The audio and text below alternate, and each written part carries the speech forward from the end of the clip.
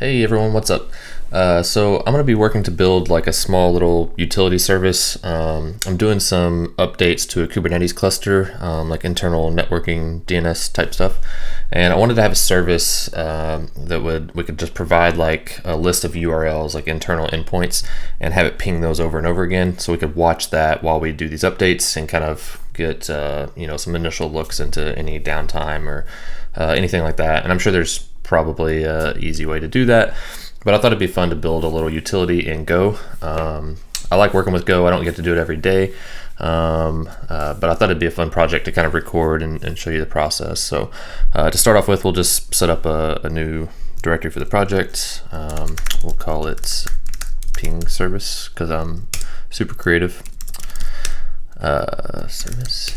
Okay, so from here we can just do go mod init. So this is for Go modules, which is like the new dependency management. It'll set like this as the root of the project, and give it a name, which Go projects usually are like a full repository URL as the name if you haven't worked with it in the past. So we do like github.com/bluemill, which is my business /ping service. So that should work fine. And then we can open this up. Okay, so to start off with, I like to kind of define the requirements. Typically, this would be like in Trello or whatever project management tool you use. But even for small things like this, I like to kind of lay it out so it just gives me something to focus on and make sure I'm a little bit ADD and get distracted, and helps me kind of like stay focused on what I'm working on and be a little bit more productive. So I'll just create a requirements.md file. And so, like I said, we want to basically provide a list. Let me make this a little bit bigger, of URLs. And so this would probably just be something simple like an environment variable, a comma separated list. We would loop through the URLs, report the status. And then we want to run inside Kubernetes. So we'll need like a Docker container, Kate's deployment file, just to make setting this up easy. And so that's kind of the things I want to accomplish. I'll split this off and we'll just move it over here for now. Make this maybe a little smaller. Okay, and we can close the sidebar. Okay, so to start off with, we'll do main.go. And this is going to be a small utility. We'll do everything in this file here. The package is main, and then the main func. Just to get things up and running, we'll do import log, and then print hello. Okay, so then we should be able to do like go run main.go. Okay, so our service is up and running. Okay. So from here, like I said, first thing is we want to provide a list of URLs. We could do like ping URLs equals, we'll just give it google.com for now. We'll do a couple twitter.com, and then go run main.go. So from here, we want to take this list of URLs, which right now we're not doing anything with, and ping them. So to grab those, we'll import os package, do URLs equals os.getenv to pull this, and this is ping URLs, and we'll just put that out. So if we run that now, okay, so we get our list. So from here we want to split these. Obviously there's a strings package, we can just do strings.split by comma. Okay, so we're making progress. And then from here we want to loop through these. So we'll do actually I think the index, which I don't care about, and then the URL equals range of URLs. So this should loop through them, and we'll just print those out. Make sure that's working. Cool. Okay, so we're looping through these. So from here, what we want to do is actually try to reach these URLs and report back any errors. We'll want to do that on a loop, but we can set that up in a second. for now, we'll just do net/http package. So this is built into Golang, and we can do http.get and pass the URL. This will return, I believe, a response and an error. We don't really care about the response, but we'll capture the error, and then we'll do like if error does not equal nil. So if an error comes back, then we want to log.println. There was an error. Otherwise, we'll just print the URL. So if we run this now, nothing should really change because we should be able to reach those URLs just fine. But if we do, let's just set like URL that doesn't exist here, run that. Okay, then we get an error on this last one. So from here, what we want to do is run like an infinite loop just to ping these over and over again. So let's just move this to a different function down here. Ping URL. We'll pass it the URL, and then and actually, I think Go convention is usually to capitalize these things, but that's up to you. And so let's do a for. And so this would be like an infinite loop that's just going to run constantly, and we can just copy all the stuff we're doing here, move it down here. Okay, so we're going to get the URL. If there's an error, let's just make these a little bit more readable.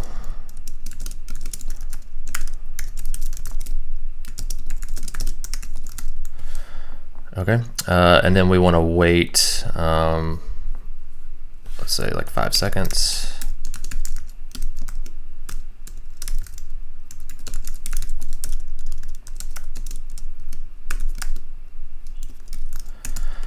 Okay, so we grab the URL, we try to connect, report any errors, and then wait.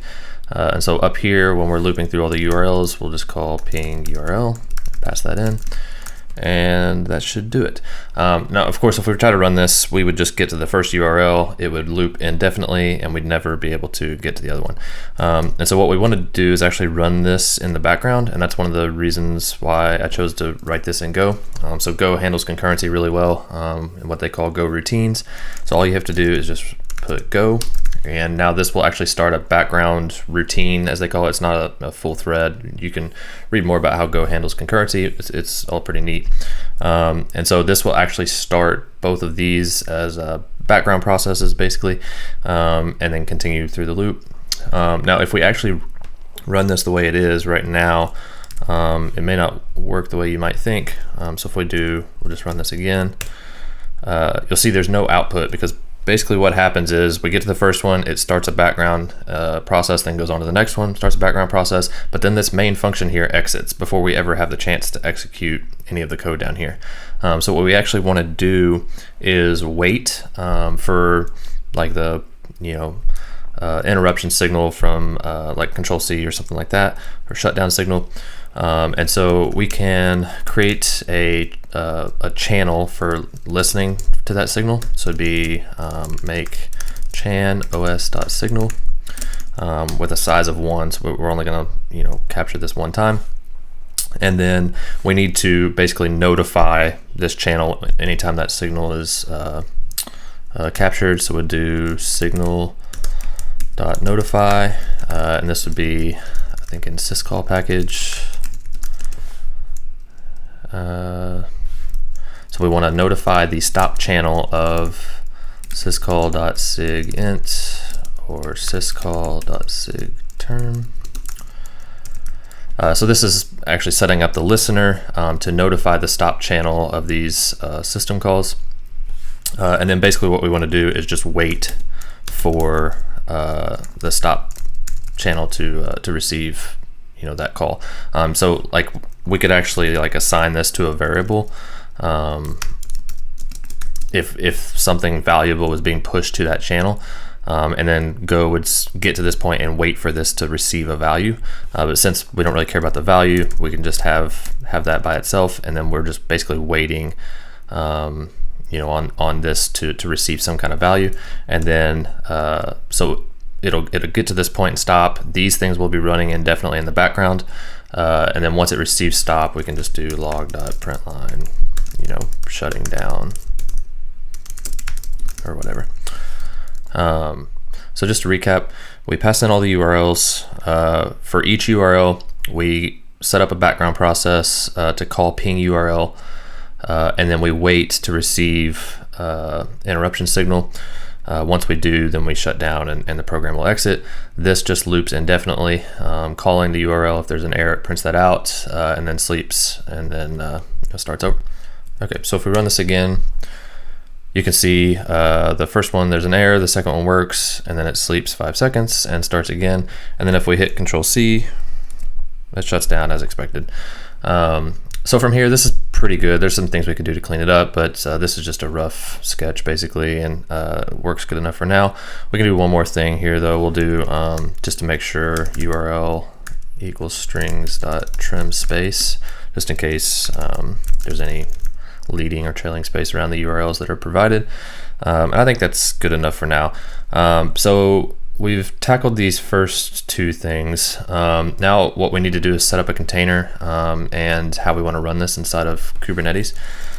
So we can do a new file here called Docker file, and we'll just do from Golang as an Alpine image to keep it small.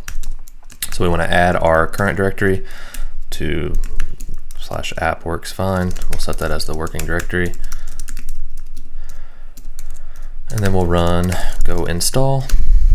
And so this should set up the, install the app, and it'll install it into /go/bin/ the name of our service, which is ping service.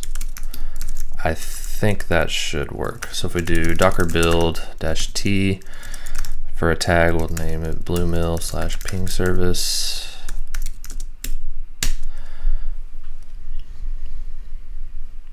Okay, and then we should be able to run this. We'll do docker run -rm to remove it. Bluemill/ping service. Okay, so that's working. We're not passing in any URLs yet, so we can do that again and do -env ping URLs equals google.com, and there we see it's running, and we can hit Control-C to exit, and it shuts down, and everything looks good. Okay, so from here we want to set up like a Kubernetes deployment file that we can use to deploy this. So we'll do ping service.yaml and look up Kubernetes deployment.